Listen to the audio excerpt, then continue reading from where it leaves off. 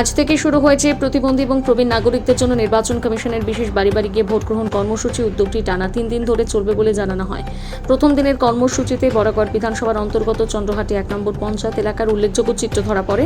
নির্বাচন কমিশনের আধিকারিকের উপস্থিতিতে কেন্দ্রীয় বাহিনীর নিরাপত্তা এবং বুথ লেভেল অফিসারের তত্ত্বাবধানে এক 80 বছরের বয়স্ক বৃদ্ধার বাড়িতে গিয়ে ভোট গ্রহণ হয়। সম্পূর্ণ প্রক্রিয়াটি নির্বাচন কমিশনের নির্ধারিত সমস্ত বিধি নিয়ম মেনে সুষ্ঠুভাবে সম্পন্ন হয়েছে।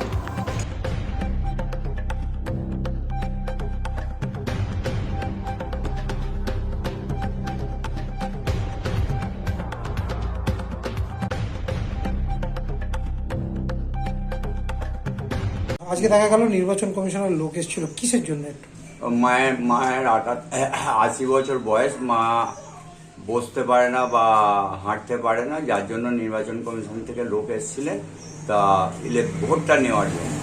আজকে এটা কোন বিধানসভার আন্ডারে? এটা হলো বলাগড় বিধানসভার আন্ডারে। সব নির্বাচন কমিশন থেকে লোক এসেছিল? লোক এসেছিলেন, ক্যামেরা হয়েছে, কেন্দ্রীয় বাহিনী ছিলেন।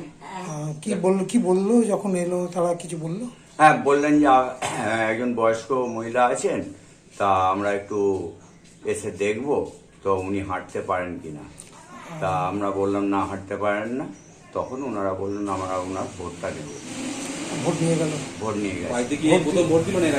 না, বাড়িতে প্রথম ভোট দিলেন। মানে ভোট দিতে পারলো? হ্যাঁ, ভোট দিতে পেরেছেন, নিজেই পেরেছেন। আমি ছিলাম না বাড়িতে, যখন ভোটটা দেওয়া হয় তখনই আমি ঢুকেছি। তা ওনারা বললেন আপনি কে? আমি বললাম আমি ছেলে। তখন উনি বললেন আগে দেখুন তো ভোটটা ঠিক মতো দিয়েছে কিনা। আমি বললাম হ্যাঁ, দিয়ে দিয়েছে, তা ঠিকই আছে, অসুবিধার কিছু নেই। এই যে নির্বাচন কমিশনের এই পদক্ষেপ কেমন ভাবে দেখছেন? খুব ভালোভাবে দেখছি। হ্যাঁ, খুব ভালো, এই জিনিসটা খুব ভালো করেছে। কি নাম মায়ের? মায়ের নাম কানন ঘোষ। আপনার নাম? আমার নাম ভুবন ঘোষ।